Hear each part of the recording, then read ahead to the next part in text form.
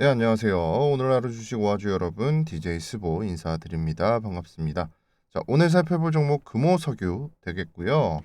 현재 14만 9,500원, 금일 6월 8일 오전 9시 41분 지나고 있는데요. 아침부터 좀 3%대 강한 양봉이 나오길래 좀 기분 좋게 시작하나 했더니 다시금 좀 빠지고 있습니다. 관련주로 좀 대한유화가 어제 상승폭이 좀 제대로 나왔어요. 그죠? 7%가량 상승이 나왔는데 아직까지 금호석유 조용하다라는 말씀 좀 드릴 수 있겠고요. 오늘은 여러분들에게 조금 뭐랄까요? 이 영업이익과 순이익, 지배구조 주주들의 순이익 측면에서 좀 살펴보도록 하는 시간 가져보도록 하겠습니다. 우선 좀 정리를 하면서 진행을 해볼게요. 일단 SK증권 그리고 키움증권 또 이베스트 투자증권 이런 여러 군데에서 나온 그 실적 예상치를 기준으로 해서 좀 진행을 해볼 텐데요. 자, 일단은 다들 이런 이야기를 좀 말하는 게 참 오래됐습니다. 오래됐는데 이제는 좀 실질적으로 좀 나타낼 때가 되지 않았나라는 생각도 좀 많이 들거든요. 왜 이렇게 속썩이나 라는 생각도 들고요. 잠시만요. 자, 일단 실적 발표 얼마 남지 않았는데 요번에 한 3분기까지 해서 누적 순이익이 1조 한 6천억 원 정도 지금 나오고 있습니다. 그 가뿐히 2조는 상회를 해주겠죠. 상회를 해줄 것 같고 좀 더 좋게 본다면 올해 2022년도도 괜찮은 영업이익 생각보다 나올 수 있을 것 같다. 피크아웃 논란이 조금씩 지워지고 있다. 이렇게 이야기를 하는 것도 있어요. 근데 대부분 이만큼의 영업이익을 나타낼 거라고 생각은 하지 않는데 요번에 이제 순이익 딱 따져보면 뒷자리 띄고 한 2조 정도로 잡아볼게요. 그러면 올해는 한 1조 정도로 예상을 하고 있다고 합니다. 그리고 2023년에는 한 8천억 수준, 그러니까 좀 더 낮아진다고 이야기하고 있죠. 이게 이제 SK증권 기준이거든요. SK증권 기준이고 그리고 이베스트 투자증권 같은 경우에는 또 한 1조 9천억 그리고 1조 3천억 그리고 1조 4천억 좀 더 좋아진다라고 보고 있고요. 그리고 지금 키움증권 같은 경우에도 거의 대동소이합니다. 그러니까 대부분 어떻게 나타내고 있냐면 앞으로 영업이익이 1조 원대, 그러니까 순이익 자체는 1조 원대가 충분히 남아 돌 거다라고 이야기가 나오고 있어요. 그렇게만 따지면 지금 현재 주가 자체가 우선주 이것저것 다 합쳐더라도 지금 시총이 고작 한 3조 원 정도 그렇게 바라보면 될까요? 지금 금호석유가 4조 4천억 원, 이 정도 되는데 3년, 4년 이렇게 벌어들이는 돈으로 금호석유를 하나 더 살 수가 있습니다, 여러분. 아무리 피크아웃이라고 해도 그렇지 지금 이 주가는 사실 말이 안 된다는 거죠.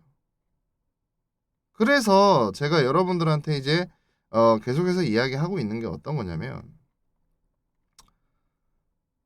일단 본주 우선주 해가지고 자사주를 빼버리면 한 3조 9천억 나옵니다. 지금 금호석유가 본주 더하기 우선주 빼기 자사주 하면 3조 9천억 정도 나오는데 한 4조 원 정도 될 겁니다. 근데 이거는 여러분 사실 지금 금호석유가 아무리 주가가 안 갔다 손 치더라도 CNT라는 또 앞으로 굉장히 좀 유망할 수 있는 탄소 나노 튜브라는 게 남아있죠. 2차 전지 관련해서도 굉장히 좀 좋은 모습을 나타낼 수가 있습니다. 그리고 지금 롯데케미칼에서도 어떤 이야기 나오고 있죠? 오늘 어젠가요? 기사에 2차 전지 관련해서 좀 저 공장 크게 지을 거다라는 이야기 나오고 있어요. 니네들은 뭐 하냐고, 니네들은. 할 때 됐다라는 이야기를 좀 하고 싶고요. 앞으로 박철환 상무가 어떻게 될지는 모르겠습니다만 일단 지분 일부를 상속을 해줬어요.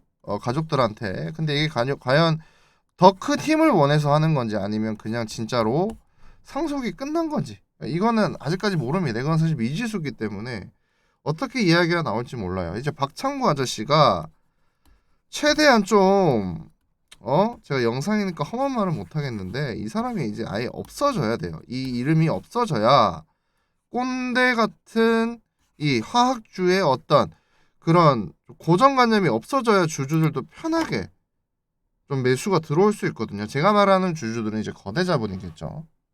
외인이나 연기금 아니면 기관. 이게 여러분 그 회사가 불안해 보이면 투자를 꺼려합니다. 이 빨리 좀 부식시켜 줘야 돼요. 이 불안감 종식이 이 주가를 더 부양할 수 있는 큰 메리트가 되지 않을까 싶습니다. 그리고 하나 더 좀 뭐 위로의 말씀이랄까요? 말씀을 좀 드리자면 솔직히 기본적으로 지금 석유화학 쪽은 굉장히 좀 많이 죽어 있어요. 요즘에 유가가 계속해서 오르고 있는 상황인데 다시금 수급 저는 들어올 거라고 보고 있거든요. 여러분 너무 저기 걱정하지 마시고 제가 뭐 어제는 제가 이제 저 처음 출근하면서 여러분들 뭐 라이브도 못하고 영상도 찍어놓고 못 올렸습니다. 심지어 찍어놨었어요. 찍어놓고 올리지도 못하고 그냥 잠이 들었는데 금호석유와 좀 별개로 좀 승질나는 게 아니 중국 어떻게 된 거야 지금 쇼트트랙 응? 승질나 죽는 줄 알았습니다. 많이 열받았었다라는 이야기를 좀 전해드리고 싶고요. 일단 금호석유 현재 지금 주가가 이런 식으로 움직이고 있어요. 큰 산이 크게 올랐다가 완만해지고 있는 상황입니다. 완만해진다는 건 다시금 봉우리가 나타날 때가 된다는 거라고 저는 판단하거든요. 지금 여기에 12만 500원, 12만 5천 원대에 일단 저항선이 있습니다. 근데 이까지는 안 빼지고 있고 이까지 빠진다는 건 이제 2, 3년 전후로 회귀한다는 거거든요. 이게 말이 안 돼요. 앞으로 이 기업 자체가 벌어들이는 돈이라는 게 있는데 자본력이라는 게 있는데 이까지 빠진다는 건 솔직히 좀 오바가 아닌가. 진짜 그때는 과매도가 아닌가 싶고요. 그때는 만약에 이까지 오면 전재산 사야죠. 저도 사겠습니다. 근데 여기서 다시 꼬리를 올리는데 사실 요즘에도 시장이 그렇게 좋지는 않습니다. 시장이 좋지는 않지만 분명히 금호석유 벌어놓은 돈은 빠방하고 앞으로도 더 그 전만큼은 아니지만 확실히 이제 늘어난 캐파 자체가 있는 기업입니다. 돈을 벌어들이는 수준 자체가 더 커진 회사기 때문에 지금은 여전히 저평가 구간이라고 저는 보여지고 있고요. 뭐 아무리 안 좋게 앞으로 주가가 벌어들이는 돈이 줄어들어도 대부분의 예측 정도가 1조 원을 상회한다는 것 자체가 여러분 이 기업 가치가 아예 변한 거예요. 이 피크아웃 논란이라는 게 제가 피크아웃을 되게 간단하게 설명을 드렸죠. 이게 피크아웃이라고. 이건 피크아웃이 맞습니다. 근데 이런 식으로 이런 거면 이 회사가 한 번 반짝 이때 완전히 호황을 누리고 그 뒤로도 계속해서 돈을 잘 버는 기업이 됐다라고 봐야 되거든요.